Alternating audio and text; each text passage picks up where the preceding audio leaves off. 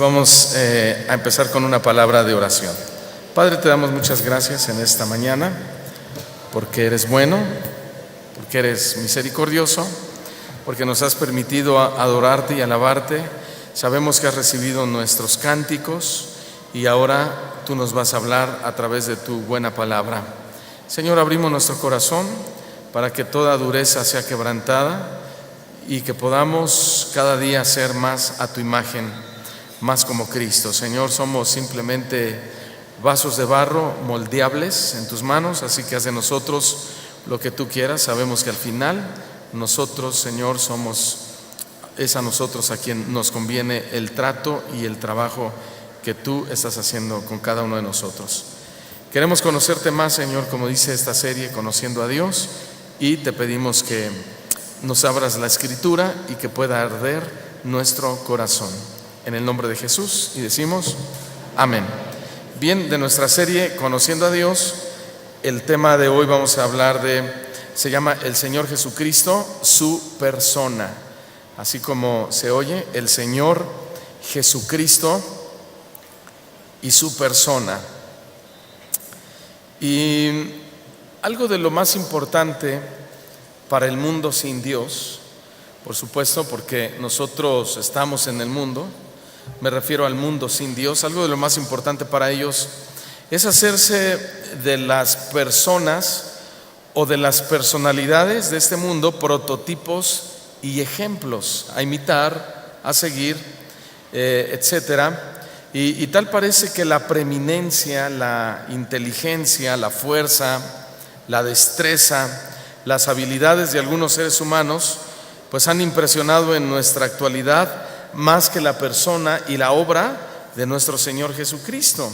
Sí, hoy podemos darnos cuenta que se habla del científico tal, ahorita que estamos en las Olimpiadas, ¿verdad? Se admiran a tal deportista, se critican a otros, que si Phelps, que si ya lleva 20 y tantas medallas en natación y que fulano de tal en los 100 metros planos y esto en las pesas y etcétera, etcétera, etcétera. Y ahorita porque son las Olimpiadas, cuando no hay Olimpiadas tenemos nuestros futbolistas preferidos, nuestro equipo de fútbol favorito, ¿verdad? No voy a mencionar equipos para no ofender a nadie, pero ustedes ya saben cuál es el mejor de todos, ¿verdad?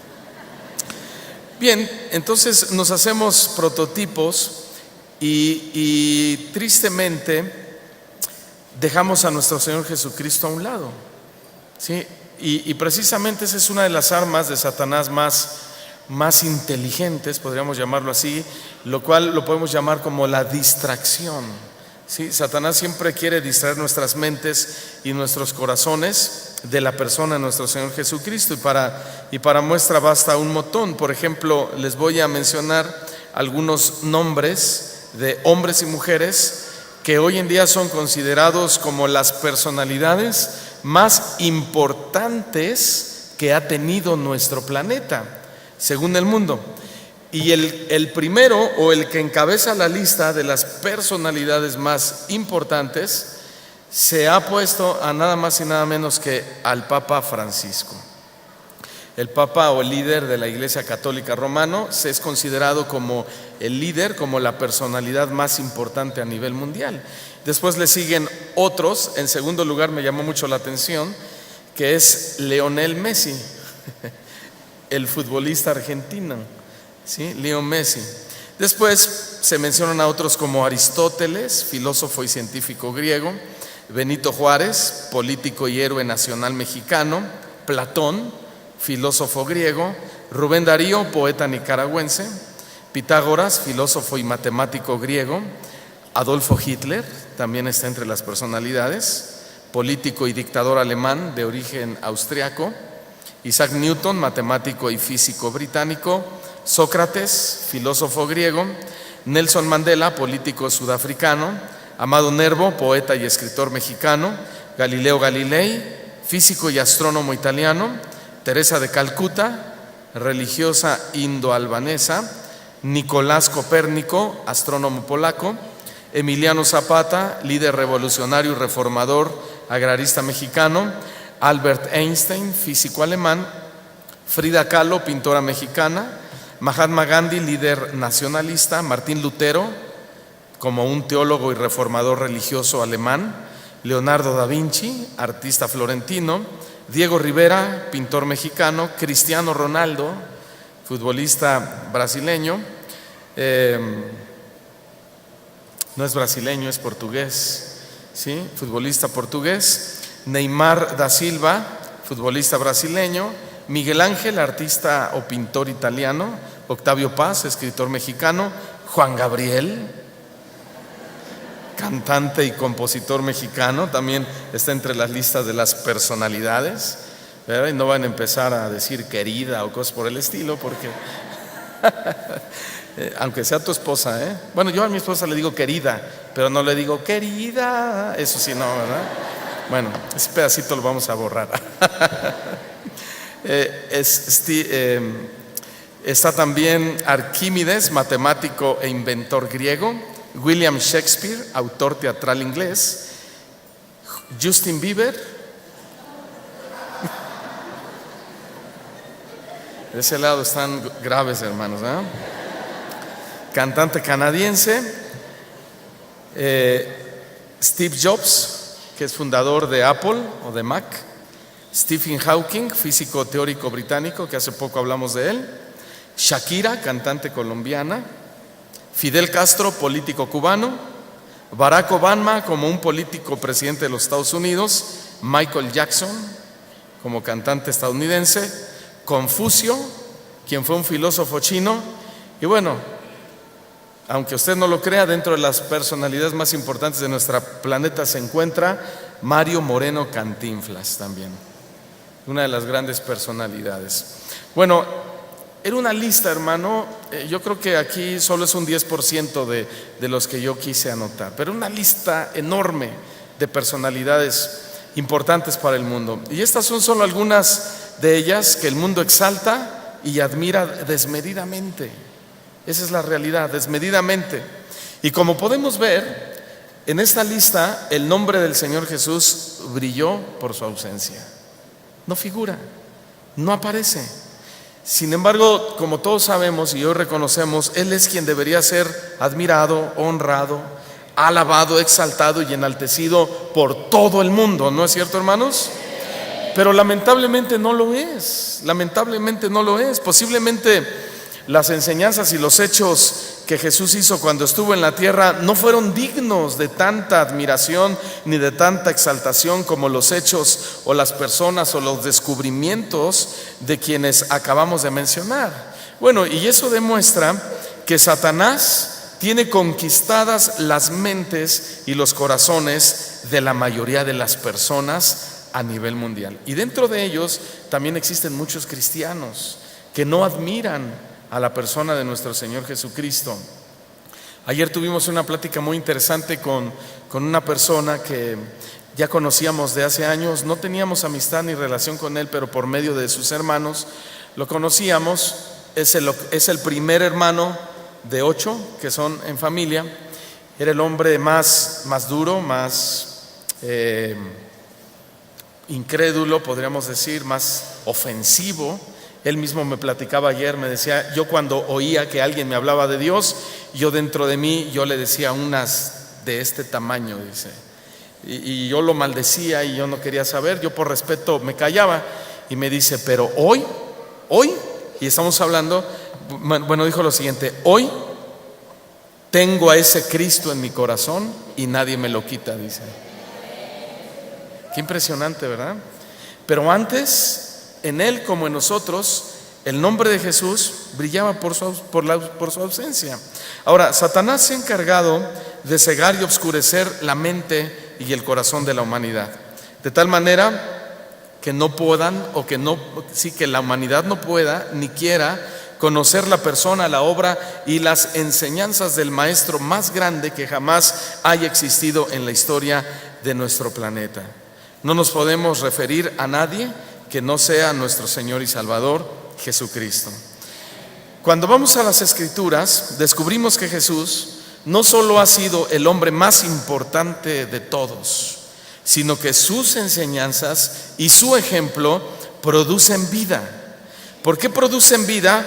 producen vida porque Jesús es el único personaje que, aunque murió hace más de 2000 años, resucitó de entre los muertos por el poder de Dios, está sentado a la derecha de su Padre y está vivo y en los corazones de todos aquellos que le claman e invocan con todo su corazón.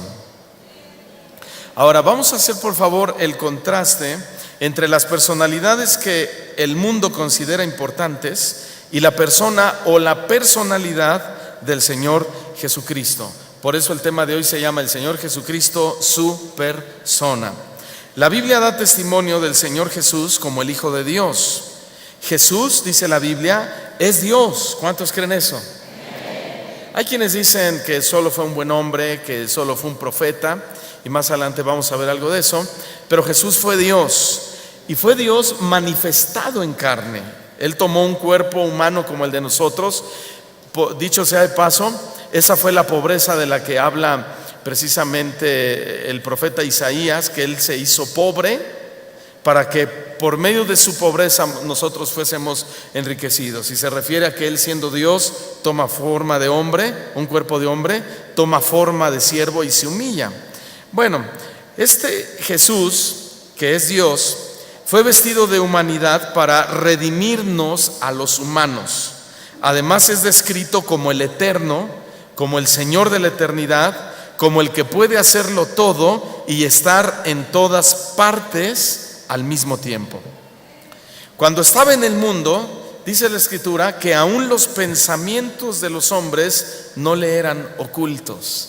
Qué maravilla, ¿verdad? Y quiero que vayamos a Juan capítulo 2, por favor, versículo 24. Los pensamientos de los hombres no le eran ni le son ocultos hasta el día de hoy. Juan capítulo 2, versículo 24 y versículo 25 dice así: pero Jesús mismo no se fiaba de ellos porque conocía a todos. Es decir, no se fiaba, quiere decir no se confiaba de nadie. ¿Por qué? Porque los conocía. ¿De qué manera los conocía? Verso 25. No tenía necesidad de que nadie le diese testimonio del hombre, pues Jesús sabía lo que había en el hombre. ¿Sí? Entonces dice que Él no se fiaba de ellos. ¿Por qué? Porque Él conocía a todos. Dile al que está a tu lado: Dios te conoce. ¿Sí? Y no le podemos esconder absolutamente nada, ¿verdad? Porque su palabra, que es espíritu y es vida, dice la Escritura que penetra de tal forma que divide y discierne los pensamientos y las intenciones del corazón. ¿No es cierto? Entonces Él nos conoce, hermano, de todo a todo. Ahora, esta frase, que no se fiaba de ellos porque conocía a todos, significa que Él conocía no solo a la persona, sino las intenciones de todos los que le rodeaban. Y sigue conociendo las intenciones de todos los que le rodeamos y todos los que estamos aquí. Es decir, Él sabía y Él sabe cuando nos acercamos a Él y por qué causa nos acercamos a Él. ¿Sabían eso, hermanos? Porque Él conoce al hombre y Él conoce los pensamientos del hombre y Él conoce las intenciones de los hombres. ¿Sí? Entonces Él sabe cuando nos acercamos por interés, pero también sabe cuando nos acercamos por amor. ¿Sí? Él sabe cuando solo queremos sus bendiciones, pero también sabe cuando nos basta la bendición de su presencia. ¿A cuántos les basta la bendición de su presencia? Muchos vinieron aquí por los regalos de Dios. Bueno, está bien, Dios regala, Dios da dones a los hombres, Dios bendice como una añadidura, pero muchos vienen a buscar la añadidura y no vienen buscando a Dios. Dios sabe que necesitamos un milagro, Dios sabe que necesitas una sanidad, pero Dios, conociendo al hombre, como lo acabamos de leer, también sabe cuando venimos porque queremos un milagro, pero también sabe cuando apreciamos que el milagro de la salvación es más grande que cualquier otro milagro que pudiéramos necesitar, porque Él lo sabe, hermanos. Ahora, Jesús no se confía de nadie, Jesús no se confía de nosotros. Él sabe que nuestro corazón número uno, es engañoso y es perverso, pero también Él sabe que el ser humano tiene un corazón interesado. ¿A poco no, hermanos? Dice que no tenía necesidad de que nadie le diese testimonio del hombre, pues Él sabía lo que había en el hombre. Y esta frase significa que Jesús no necesita que, por ejemplo, fíjense bien, Jesús no necesita que, por ejemplo, una esposa le diga: Señor, te recomiendo a mi esposo como tu servidor. ¿Por qué? Porque Dios sabe lo que hay en el hombre. Señor, yo te recomiendo a mi esposo como candidato para gerente de la empresa donde él trabaja. Tú no necesitas que lo recomiendes. ¿Por qué? Porque Dios conoce al hombre. O Señor, te recomiendo a mis hijos. Señor, puedes confiar en ellos. Señor, puedes confiar en mí. Muchas veces los predicadores cometen el error de decir: hermano, Dios quiere confiar en nosotros, cuando la misma escritura dice que maldito el hombre que confía en otro hombre. ¿Cómo Dios va a poner su confianza en un hombre? Cuando Dios jura, dice la escritura que Él jura por su propio nombre. Él no jura en nuestro nombre, Él jura por su propio nombre, porque Dios es fiel. Amén. Entonces Jesús sabe, hermanos, todo respecto al hombre. Jesús no necesita nuestras recomendaciones, porque Él sabe absolutamente todo lo que hay en la mente y en el corazón de los seres humanos. Jesús sabe a quién confiarle, que eso es muy diferente, un ministerio, y a quién no. Jesús sabe a quién usar y a quién no. Jesús sabe, por el otro lado, con quién trata con mayor dureza y con quién tratará con más misericordia, porque Él conoce el corazón del hombre. Él sabe a quién le da más y a quién le da menos. ¿Por qué? Porque Él sabe lo que hay en el hombre. Vamos a leer la conocidísima historia de una mujer, la mujer samaritana. Vayamos al Evangelio de San Juan, capítulo 4, versículo 6 en adelante. Evangelio de Juan, capítulo 4, del versículo 6 en adelante.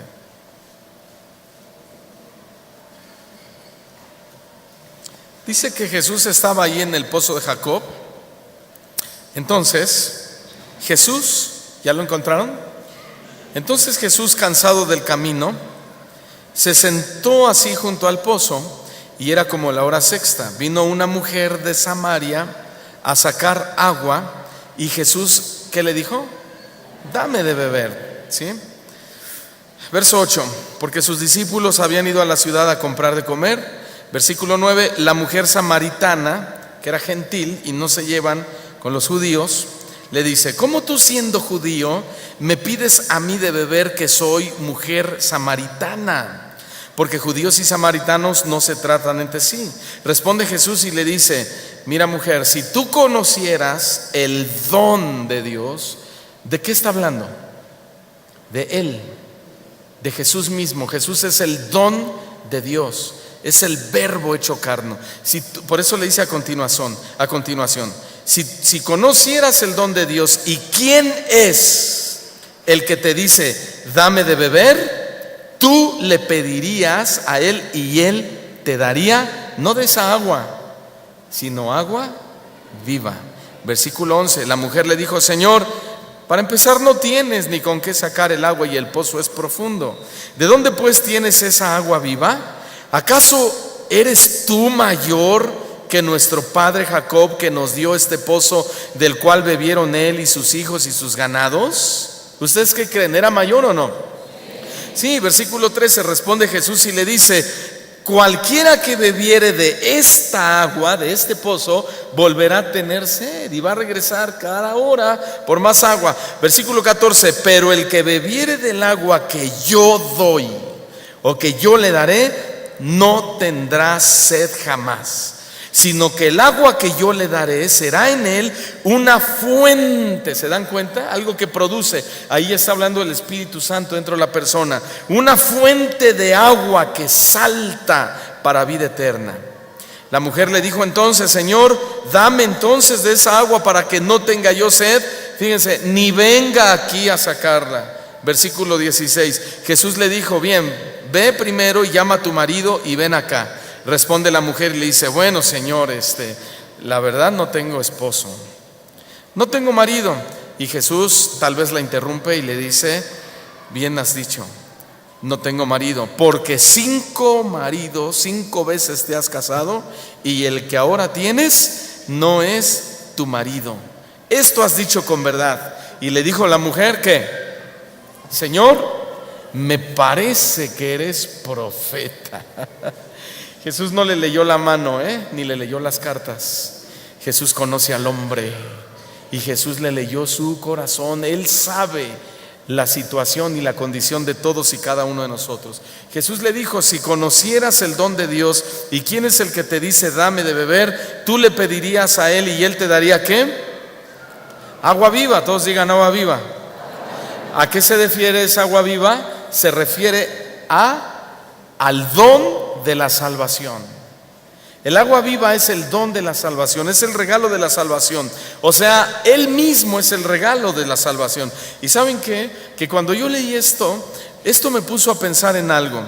¿Cuántas personas hay en el mundo que se pierden en el infierno porque no conocen el don de Dios? ¿Sí? Porque no conocen el don de Dios. ¿Cuál es el don de Dios? ¿O cuál es el regalo?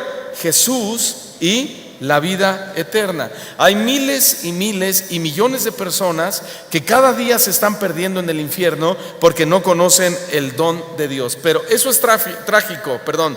Pero hay algo más trágico todavía, que cuántos cristianos están en las mismas condiciones, que se están perdiendo, que vienen a la iglesia, que conocen de la palabra, que oyen la predicación, que adoran, se saben los cantos de memoria, pero se están perdiendo. No conocen el regalo de la vida eterna, no conocen a Dios, o algunos ni siquiera les importa demasiado ese don, el agua viva de la salvación. Quieren carros, quieren casas, quieren lujos, quieren dinero, quieren paseos, quieren vacaciones, quieren comodidades, quieren esto y quieren aquello, y se les olvida lo más importante que es su salvación. Dile al que está a tu lado: lo más importante es tu salvación. Ahora, no está mal que quieras un carro, no está mal que le pidas a Dios una casa, no está mal, son las bendiciones que Dios da. Pero hay gente que viene a la iglesia a eso, a que Dios les resuelva sus problemas económicos. Yo espero que no haya ninguno así, hermanos. Solamente vienen a la iglesia cuando están enfermos. La mujer le dijo: Señor, dame de esa agua para que no tenga yo sed. Y Jesús le dijo: ve y llama a tu marido y ven acá. ¿Y qué significa esto? Todos sabemos que el marido es la autoridad en el hogar por disposición divina. Él es la cabeza del hogar. Esto significa que aunque Jesús estaba dispuesto a bendecirla a ella y está dispuesto a darnos vida eterna cuando se la pedimos, Él quiere que tengamos disposición para poner en orden nuestra vida. Por eso le dijo: está bien, yo te puedo dar agua de vida eterna, pero llama a tu marido. Es decir, llama a tu autoridad, llama a tu cabeza, ponte en orden. La mujer le había dicho: no tengo, 5 maridos he tenido y el que ahora tengo no es. O sea, estoy viviendo, no sé si adulterio, fornicación, si se divorció o no se divorció, pero ella estaba viviendo en un pecado de inmoralidad sexual. Y Jesús, ¿qué le estaba diciendo? Cásate, pon en orden tu vida y después ven y pídeme el don de la vida eterna. Hermano, habrá gente que no sé cómo llamarlo, habrá gente que venga a la iglesia y que le diga: ay, Señor, quiero ser salvo, pero no ponen en orden su vida. Sí, hermanos, ¿cuántos cristianos hay en las iglesias que le dicen: Señor, como el ladrón en la cruz, yo también te lo digo, acuérdate de mí cuando vengas en tu reino? Oh Señor, escribe mi nombre en el libro de la vida. Señor, no te olvides de mi morada, Tú dijiste que allá donde tú estás muchas moradas hay. Señor, hazme mi morada. Y hay un predicador norteamericano que dijo: y yo se la pedí al Señor que en mi morada me pusiera sillones blancos y pisos de madera y ventanales enormes para ver la claridad. Y le pedí a Dios que me pusiera tapetes así y lujos de esta forma y lujos de esta forma. Y me dice, ya Dios me llevó un día, me arrebató al cielo y me enseñó mi casa. Y le dije, oh Señor, todo esto es lo que a mí me gusta. Y Dios me dijo, sí, porque yo conozco tus gustos.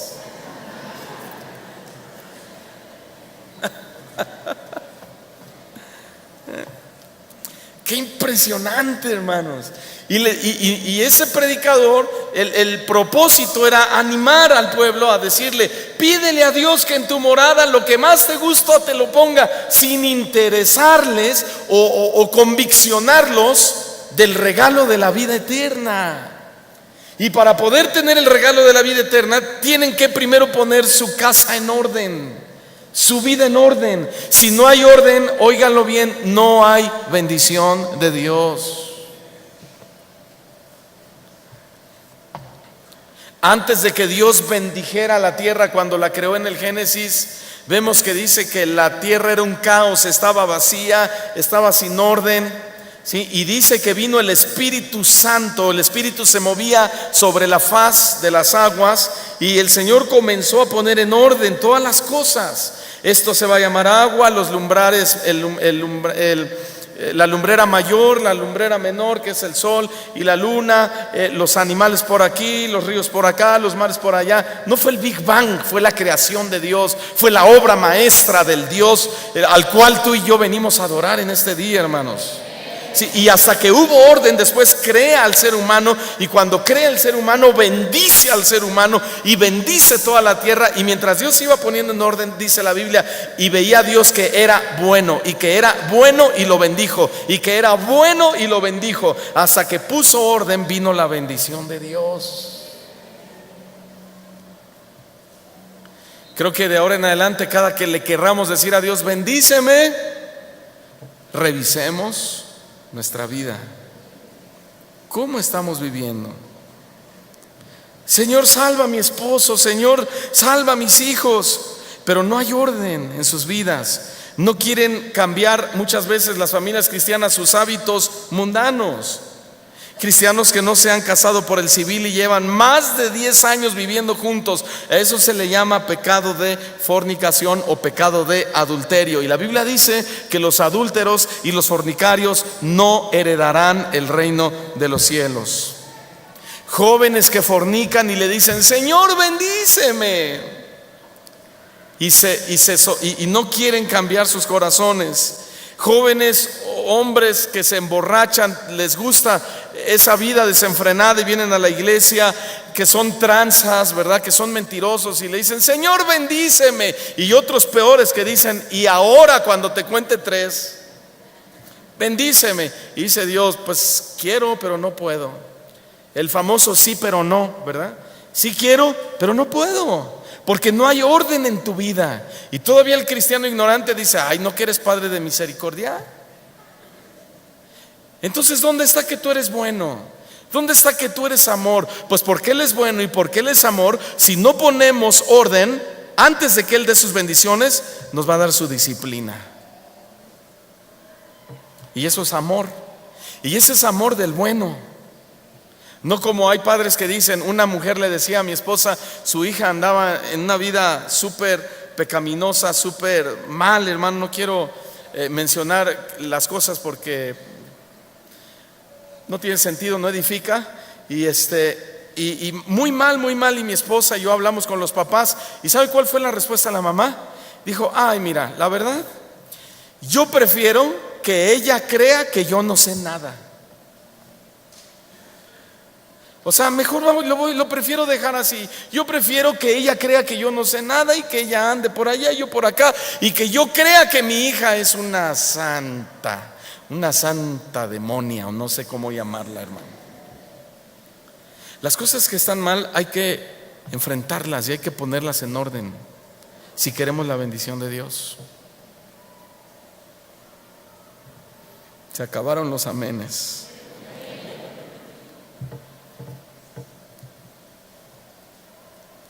Si pretendemos el agua viva que Jesús le ofreció a la samaritana, Comencemos ordenando las áreas que están mal en nuestras vidas.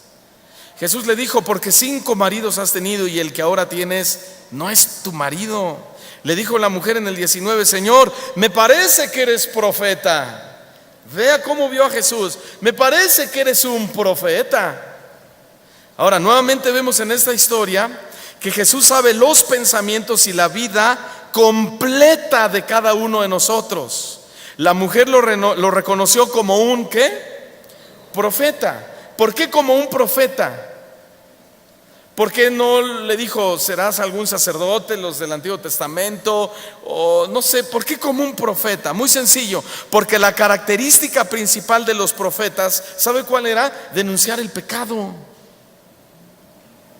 La característica principal de los profetas era denunciar el pecado. No como los profetas de hoy, que nos dicen: serás el próximo empresario millonario. Y así te dice el Señor: te daré un jet privado para que vayas y prediques mi evangelio por todo el mundo. ¿Verdad? Te dice el Señor: te daré la iglesia más influyente de toda la delegación Iztapalapa. Uy. Te haré un hombre, un cristiano famoso, bla, bla, bla, bla, bla, bla, bla, bla, bla. Las características de los profetas genuinos del Antiguo Testamento era denuncia, denuncia. Cuando se presentaba el profeta Samuel, el rey mandó decirle: pregúntenle, ya vi a Samuel que viene a la distancia, pregúntenle si viene en paz o trae guerra. Ya se la sabían. ¿Sí? Ahora hasta alfombra roja se les pone, porque ya saben que el profeta viene a decirle: el Señor te dice, tú eres el pastorazo de pastorazos y el apostolazo de apostolazos, te voy a dar 100 iglesias y esto y lo otro. Y a la iglesia los comienza a emocionar. Esos no son profetas, hermanos. Jesús, la mujer lo vio como profeta. ¿Por qué? Porque se dio cuenta que Jesús estaba viendo su vida y que le estaba diciendo: corrige. ¿Cuántos reciben esa palabra? Corrige.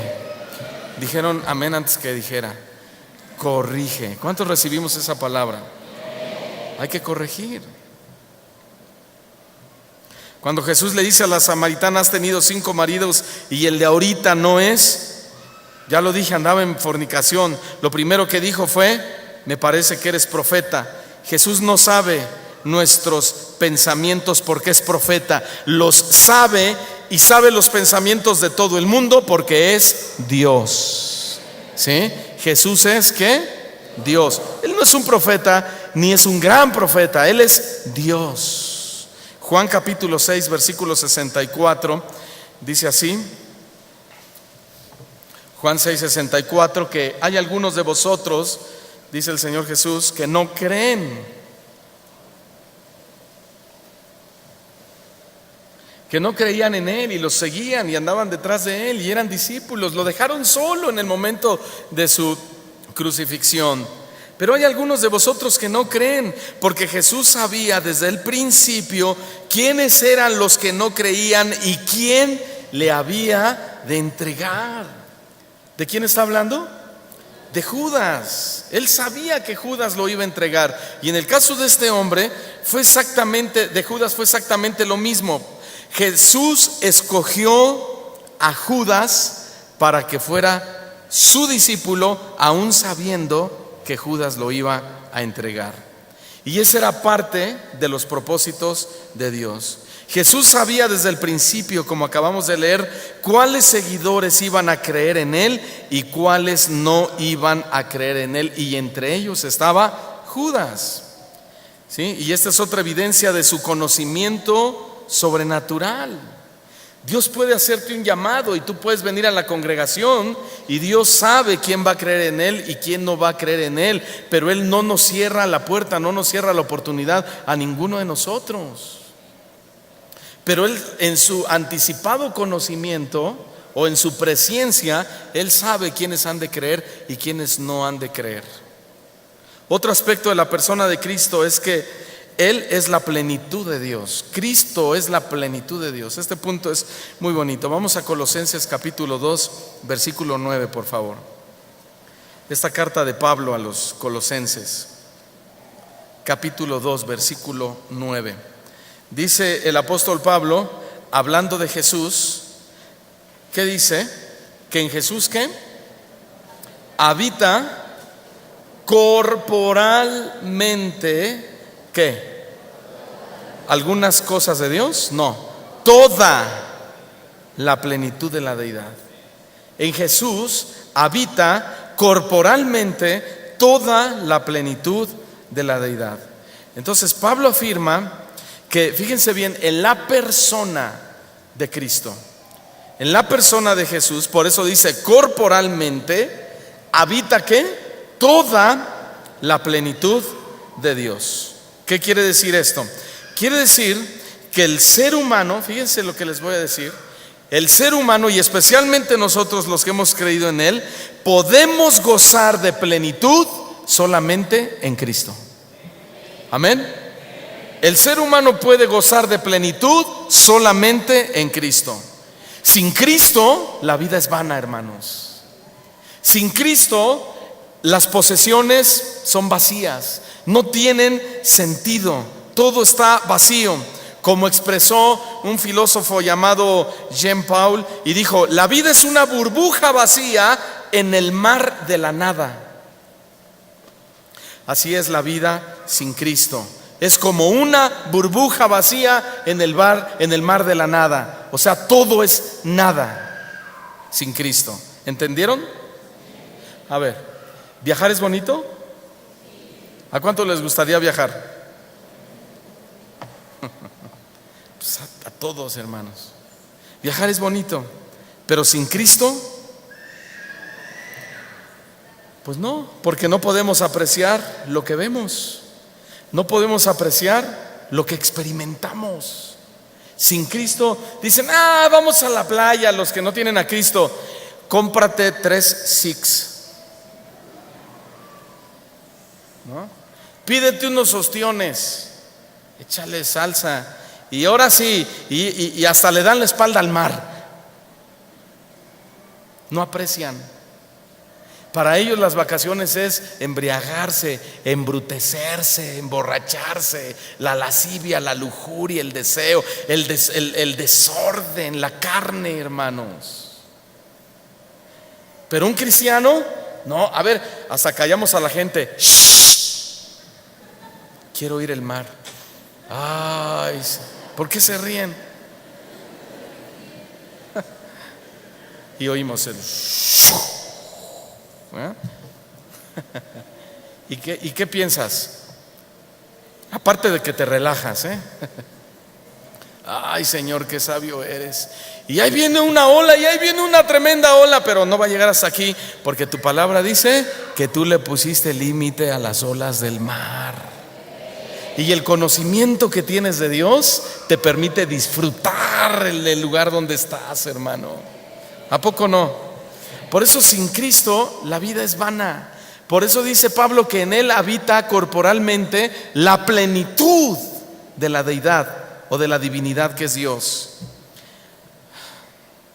El día de ayer, el día de antier, el viernes en la noche, vimos un espectáculo maravilloso de luciérnagas en el estado de Tlaxcala. ¿Alguien ha oído que hay una cosa impresionante? Pero para que no vayan a ir la semana que entran en 15 días, solo es del 1 de julio al 16 de julio, nada más. Cuando las luciérnagas se aparean y con la lluvia, hermanos, entonces es cuando se multiplican de una forma impresionante. Los árboles parecen de Navidad y es la luz de la luciérnaga.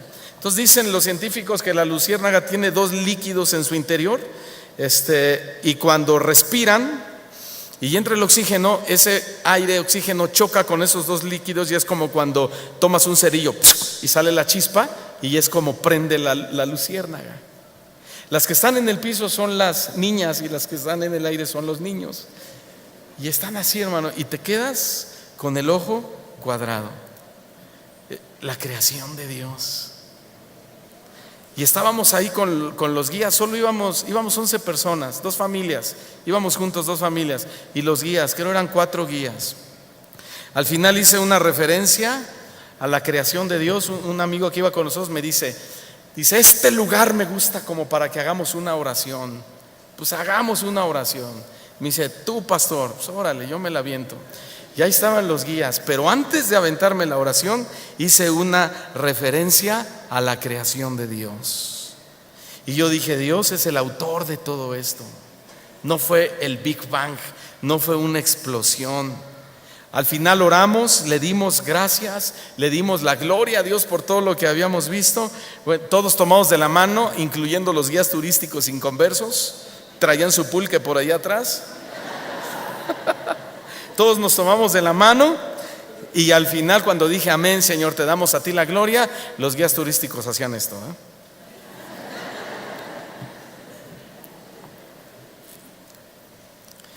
¿A cuántos les gusta comer? No, se les ve, se les ve. Están chapeados, hermano, unos más que otros. No. Y unos no estamos chapeados, estamos redonditos. ¿Verdad? Bueno, comer es un privilegio, ¿no es cierto? Y es un privilegio que Dios nos da. Es deleitable la comida, es riquísimo. Vas a Jalisco y ando buscando el queso, y ando buscando el pozole, y ando buscando la birria. Vamos a Nayarit y andamos buscando la cochinita pibil, y según el estado lo que ofrezca. Y a mí me encanta la comida, hermanos. A ustedes también, ¿verdad? Pero sin el entendimiento de que los alimentos provienen de la mano de Dios y que Él nos da el don para disfrutarlos, es vano, totalmente vano. Por eso no necesitamos comer platillos gourmet para creer que estamos comiendo un manjar. Manjar es el que se come sabiendo que la bendición de Dios está en esa mesa, hermanos. ¿Sí? Ese es un verdadero manjar. Cualquier comida es un manjar cuando Cristo habita en nuestros corazones. Entonces no te quejes de los frijoles con huevo. Si tienes a Cristo en tu corazón, es un manjar. ¿Y de qué te sirve tener la comida más cara ahí si Cristo no está? Si es una mesa de disensión, si es una mesa de pleito, si es una mesa de división, ¿no es cierto? ¿Y saben por qué en Cristo está la plenitud de la vida? Porque en todo, porque Cristo es completamente Dios y completamente hombre, o verdadero hombre. Por eso es que en Él habita la plenitud de la vida. En Cristo está la plenitud de la vida, porque es Dios, pero es hombre. Quiero que veamos o que leamos Colosenses, si son tan amables, capítulo 1, versículo 19.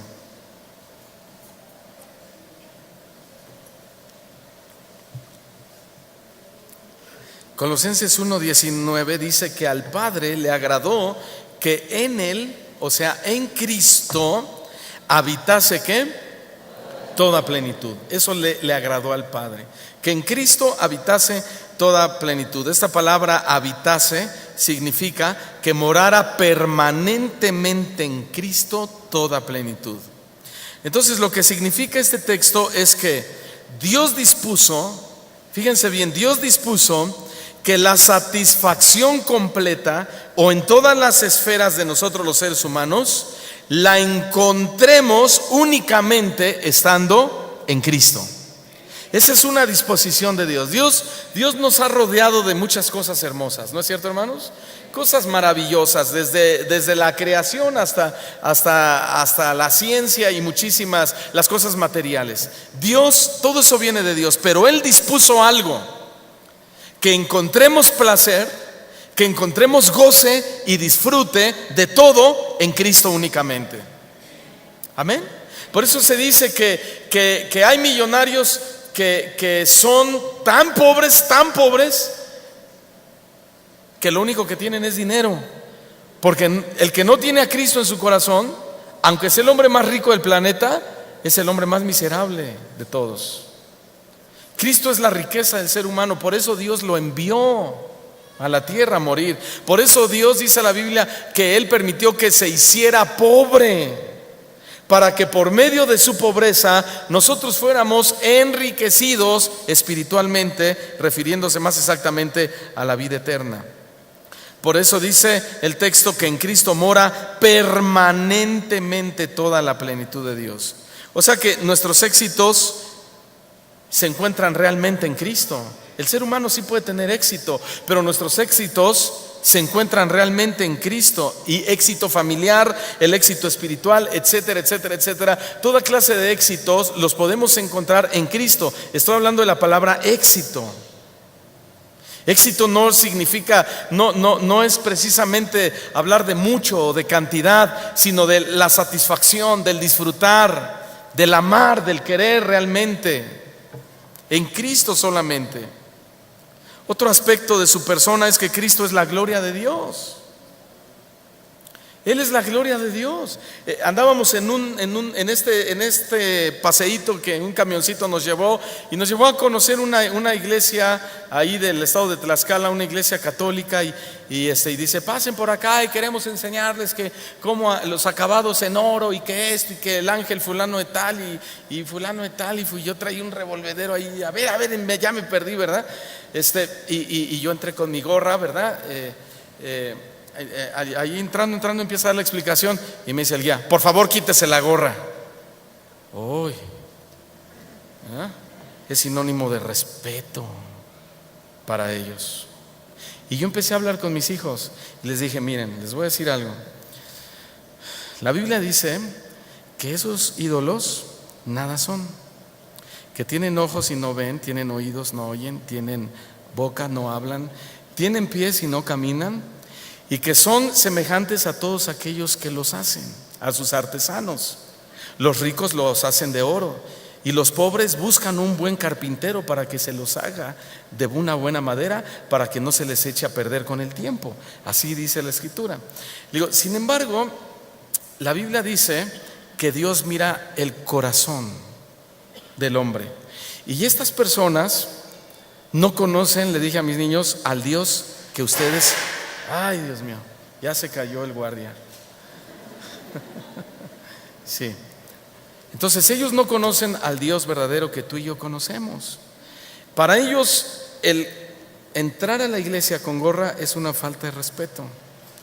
Pero de nada nos sirve entrar sin gorro y entrar con un corazón lleno de pecado, de suciedad, y sobre todo con un corazón no arrepentido. ¿Sí? Por eso es que ellos no pueden disfrutar ni su arquitectura, la cual presumen con tanta devoción, porque Cristo, el Cristo vivo, no habita en sus corazones.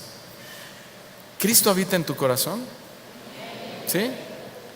Pues estamos debajo de láminas con mucho calor, pero al menos yo estoy muy contento y estoy muy feliz, porque mi felicidad no radica en la comodidad, sino ¿en qué? En la presencia de Jesús en mi corazón.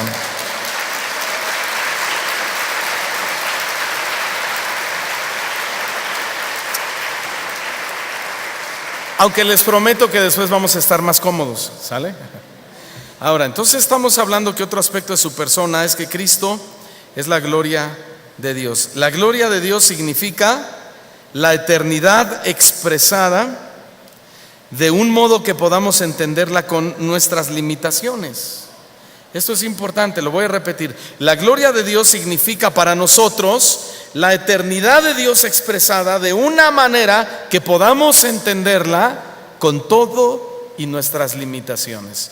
Vayamos a Juan capítulo 17, versículo 22, por favor. Dice así. Juan 17, 22, la gloria que me diste, ¿quién lo dice? Jesús. Le está hablando al Padre y le dice: la gloria que me diste, yo les he dado. ¿Para qué? Para que sean uno, así como nosotros somos uno. Está hablando con su Padre. La gloria que me diste, yo se las he dado. Dile al que está a tu lado: tú tienes la gloria de Dios. ¿Y por qué tienes la gloria de Dios, hermano? ¿Cómo la obtuviste? Cristo nos la dio, amén. Cristo nos la dio. Antes teníamos el pecado que nos ponía en contra de Dios, pero ahora tenemos la luz de Cristo, la gloria de Dios. Miren, la gloria de Cristo que Él nos dio, ¿sabe cuál es esa gloria de Cristo? Se refiere a la gloria de la cruz. Se refiere a la gloria de la cruz. Los que no conocen a Dios buscan gloria en la fama, buscan gloria en el renombre, buscan gloria en la grandeza, buscan gloria en el dinero, buscan gloria en su éxito, buscan gloria en sus empresas, etcétera, etcétera, etcétera. Pero nosotros, los que sí le conocemos, sabemos que la gloria que Cristo nos dio no es absolutamente nada de eso. La gloria de un hijo de Dios, ¿cuál es? La cruz de Cristo. Esa es nuestra gloria, la cruz de Cristo, hermanos. Cuando volteamos y vemos aquella cruz donde fue Cristo a morir en sustitución por nosotros, eso debería bastar para hacernos sentir sumamente bien. Porque tú y yo deberíamos estar en esa cruz, pero esa es nuestra gloria. Y esa cruz significa salvación. ¿Acaso habrá algo mejor que la salvación, hermanos? ¿Habrá algo mejor que la salvación? No. ¿Acaso ser el hombre más rico del mundo podría valer más que la seguridad de su salvación? Por supuesto que no. ¿O existirá un premio mejor que la corona incorruptible que nos dará el Señor en aquel día? Claro que no. Escuchen bien, mientras que Cristo estaba muriendo en aquella cruz, al mismo tiempo nosotros estábamos siendo reconciliados y salvados por Dios. Esa es la cruz del cristiano, nuestra vida eterna. Le damos gracias a Dios. Al mismo tiempo que Él estaba muriendo en la cruz, estábamos siendo reconciliados con Dios. Pero esa gloria tiene un precio. ¿Sabe cuál? El precio de ser odiados. Y no estoy hablando que para ser salvos hay que pagar un precio, porque la salvación es gratis, es por gracia, es un regalo que no merecemos. Pero el tener esa gloria de Cristo que es la salvación, sí hay que pagar un precio, y el precio se llama el precio del odio. El precio de ser aborrecidos por otras personas. Nadie me conteste, pero ¿cuántos son odiados por ser hijos de Dios? ¿Cuántos son odiados por ser cristiano? Ayer este hombre que hablaba con nosotros, que fue tocado de una forma sobrenatural, un hombre que odiaba las cosas de Dios, él dijo: ahora mis hermanos se han burlado de mí, y mi papá se ha burlado de mí, y mis amigos se han burlado de mí. Dijo: pero al Cristo que yo lo tengo no lo voy a dejar jamás.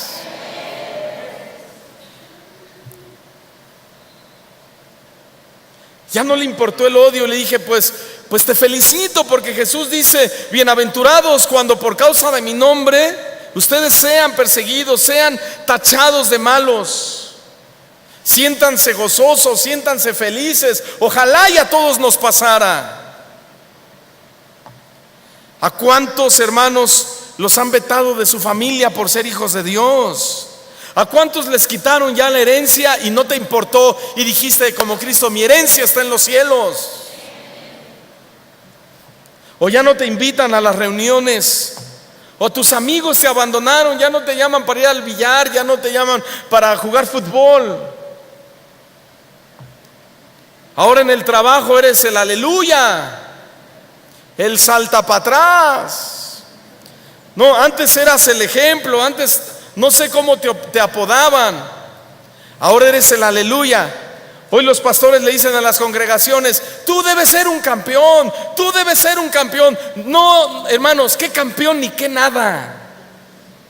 El cristiano va a ser perseguido por su fe, va a ser odiado por su fe, y el cristiano tiene que sostenerse firme en sus convicciones. El único campeón es Cristo, porque Él venció a Satanás en la cruz del Calvario y después resucitó al tercer día de entre los muertos y ascendió al cielo, donde está sentado con su Padre a la diestra, preparando una morada para nosotros.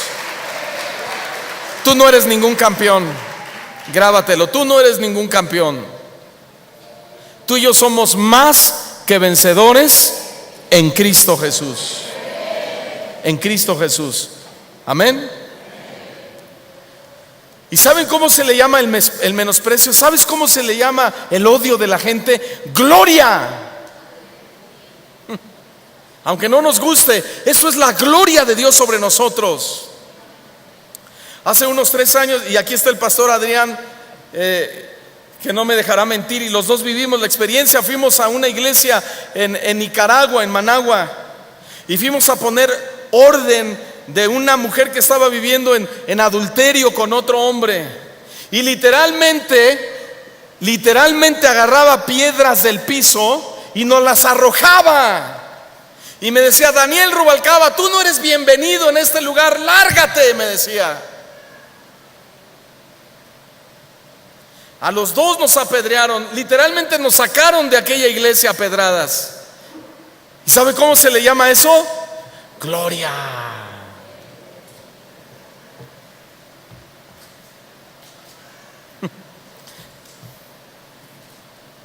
Es un enorme privilegio el ser odiados por la causa de Cristo. Juan capítulo 15, versículo 18 dice: si el mundo te aborrece, sepan que a mí me han aborrecido antes que a ustedes. Versículo 19: si ustedes fueran del mundo, el mundo amaría lo suyo, pero porque no son del mundo, antes yo los escogí del mundo, por eso el mundo los aborrece. ¿Sí? Hermanos, pero ¿qué pasa si el mundo te dice, o si el mundo te ama y te dice: ay, ser cristiano es la onda? ¿A poco no? Sí, porque blasfeman como blasfema un hijo de Dios, chupan como chupan los del mundo, se drogan como ellos, mienten como ellos, transan como ellos, fornican como ellos, adulteran como ellos. Yo también quiero ser cristiano, porque además de poder hacer lo que quiero, Cristo me bendice.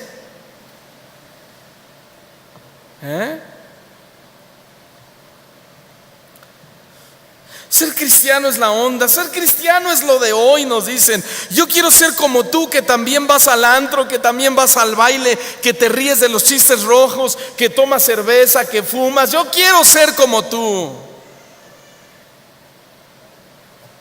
Si tu cristianismo es así, tu cristianismo está mal, está podrido. Si tu cristianismo es así, es falso, está distorsionado. Y eres no solo un cristiano light, eres más que un cristiano light. Serías un hijo del diablo. ¿Eso quieres? ¿Eso quieres para tus hijos? ¿Eso quieres para tus generaciones? Hijo de tigre pintito, hijo del diablo, hijo del diablo, hijo del diablo, hijo del diablo, nieto del diablo. ¿Te quieres casar con una mujer del mundo? ¿Ya sabes quién es tu suegro? ¿Ya sabes quién será tu suegro? El diablo. Ay, no, yo me caso y lo convierto. Imposible. Si el Espíritu Santo no ha podido convertirlo, porque ese tipo o esa tipa tiene cerrado su corazón, menos tú.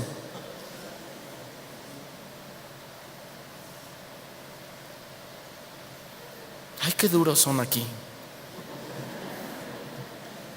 Le dijo Pedro a Jesús: qué dura es tu palabra. ¿Y qué le dijo Jesús? Ay, Pedrito, ya estás igual que los demás. Si tú también te quieres ir, vete, le dijo. Ay, no, Señor, ¿a quién iremos si solo tú tienes palabras de vida eterna? Entonces calladito y aprenda.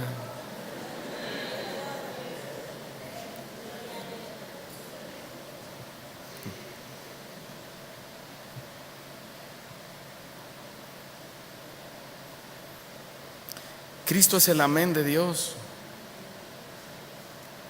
Lo que Dios dice, Él lo afirma.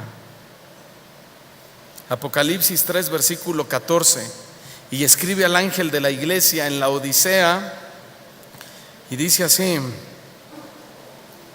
y escribe al ángel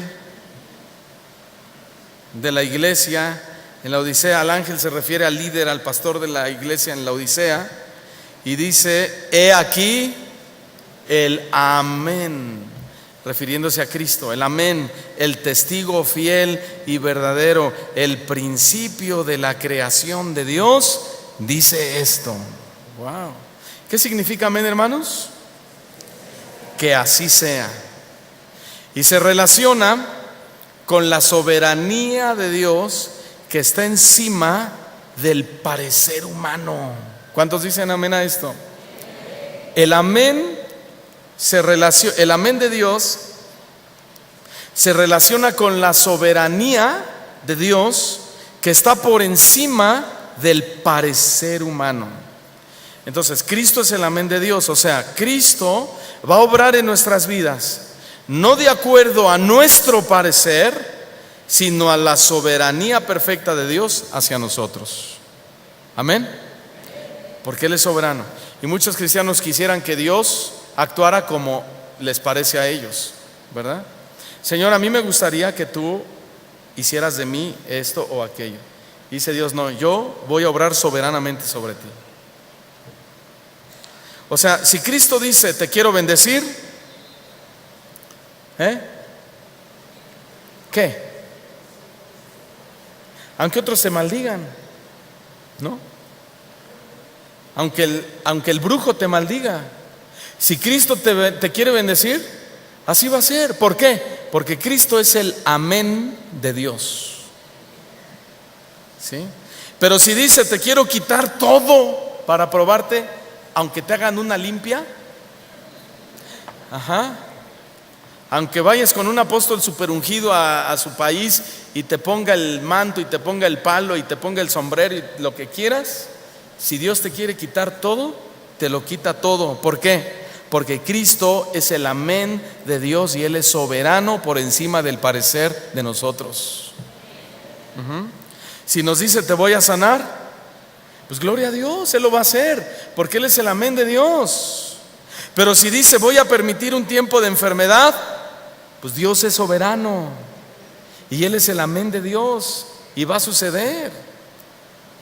O sea, Jesús va a llevar a cabo las órdenes que le da Dios acerca de nosotros. Estoy terminando, hermanos. Todos los propósitos o nuestros propósitos concluyen en Cristo. Amén. Que así sea. Todos los propósitos concluyen en Cristo. Que así sea. Amén. Y amén es un término hebreo que significa también sea así o así es. El amén de Dios es Cristo y todo se cumple en Él. Cristo es la sabiduría de Dios hacia nosotros. Y termino leyendo Romanos capítulo 16, versículo 27. Romanos capítulo 16, versículo 17. Al único y sabio Dios, ¿sí?, sea gloria mediante Jesucristo para siempre. ¿Y cómo termina diciendo? Amén. O sea, Cristo es el amén de Dios hacia nosotros. Y Dios es el único Dios sabio, dice aquí el apóstol Pablo, al cual sea gloria mediante Jesucristo para siempre. Y cierra diciendo amén. Así es, o que así sea. Amén, hermanos. Entonces, por eso Jesús en el monte oraba y decía, hágase tu voluntad y no la mía. ¿Por qué? Porque Jesús sabía que la soberanía de Dios de todas maneras se iba a llevar a cabo. Y es algo que debemos saber nosotros también, que tú le puedes pedir y puedes hablar con Dios, pero sobre todo debes saber que hay un soberano Dios que al final de todo se hará como Él dice y no como nosotros quisiéramos que fuera. Amén. Pero Dios es bueno y Él es misericordioso y Él es generoso, y si pedimos algo conforme a su voluntad, Él nos oye, y las peticiones que hayamos hecho, Él nos las responde. Entonces es cuestión de no perder el equilibrio, ¿sí? Y decir, no, pues yo ando aquí por la vida, ya no oro, ya no leo, ya no ayuno, ya no hago veladas de oración, ya no tengo comunión con Dios, ya no. ¿Por qué? Porque Dios es soberano y Él va a hacer conmigo lo que Él quiera. No, son dos cosas muy diferentes. Nuestras obras, nuestra vida espiritual es una vida que se identifica con la vida espiritual de Cristo. Nos bendiga a Dios, nos dé Dios o no nos dé. Eso es independiente, ¿sí? Vamos a orar, hermanos. Señor, te damos gracias en esta hora por esta palabra que nos has dado. Tu persona, Señor, está por encima de la personalidad o de las personalidades del mundo, por mucho, por todo, Señor. Tú eres incomparable, tú eres único. Por eso la Escritura dice que tú eres el único y sabio Dios. Nosotros solamente somos barro en tus manos, que queremos ser formados, madurados, que queremos crecer, Señor, que no queremos salirnos de tu voluntad ni de tus propósitos. A veces tú nos quieres bendecir, Señor, nos quieres dar, nos quieres usar, nos quieres llevar, Señor, a otro nivel. Pero hay cosas allá adentro que no, con las que no permitimos que tú desarrolles madurez y bendiciones en nosotros. Amargura, odio, falta de perdón, enojo, ira. Señor,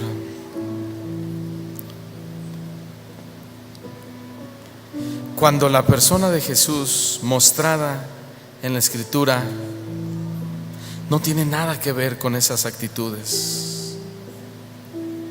Tu persona, dice la Escritura, que eras humilde de corazón. Tú no veías mal a la gente, no les fruncías el rostro, no les dabas malas miradas, no hablabas en secreto de la gente, no mostrabas indiferencia, Señor, porque tu persona era la de un hombre formado, la de un hombre que demostraba crecimiento mediante su comunión y su relación con Dios. ¿Y cómo podemos decir hoy, Señor, que tenemos comunión y relación contigo si no nos amamos, si nos odiamos, si nos vemos mal, si no hablamos de ti, si venimos a la iglesia como una costumbre para que no me vayan a juzgar o a criticar, cuando el corazón de algunos, Señor, tal vez esté en otro lugar? Pero tú no eras así como nosotros, y ejemplo nos dejaste para que sigamos tus pisadas. Tú, cuando ibas al templo, Señor, ibas con gozo, abrías el rollo del profeta y lo leías en la sinagoga. Tú siempre tenías una respuesta, Señor, de amor, una respuesta de oportunidad y de perdón para los que estaban ahí. Nosotros que hoy somos salvos por tu gracia, queremos reflejar esa persona. Que no nos vean y que digan: ahí va el amargado, la amargada, ahí va la hermana que siempre parece que está enojada, que siempre ve mal a la gente. Al contrario, Señor, que vean en nosotros a Cristo. Que nuestros problemas, Señor, y las situaciones que tus hijos traen sean llevadas delante de ti, y que tú des descanso a nuestros corazones.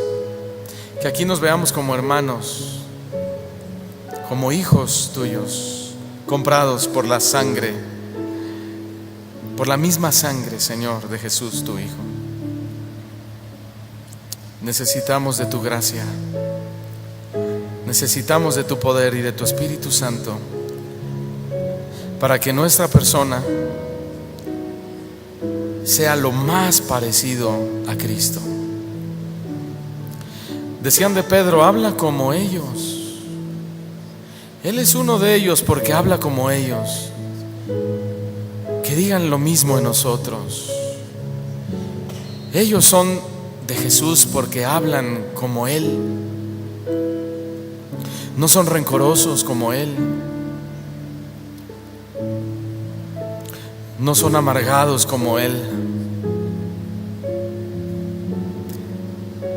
Señor, es algo que en nuestra humanidad no nos permite, porque somos seres caídos. Pero en Cristo hemos adquirido una nueva naturaleza, y ahora todo lo podemos en Cristo, que nos fortalece. Señor Jesús, bendícenos. Padre, bendícenos, bendícenos. Con tus ojos cerrados, dile: Señor, bendíceme. No ha sido fácil para mí representarte o reflejarte, pero hoy hago un compromiso contigo, Señor, de seguir adelante. Bendícenos, Señor, bendice nuestras familias. Bendice esta iglesia, Señor. Como iglesia, haznos crecer espiritualmente. Haznos madurar. Que sea para nosotros un privilegio cuando seamos perseguidos y maldecidos por causa tuya. Que no nos enojemos, que no paguemos mal por mal. Como dice tu palabra: no seas vencido de lo malo, sino vence con el bien el mal. Así nosotros, Señor, hacemos un compromiso contigo. Ayúdanos.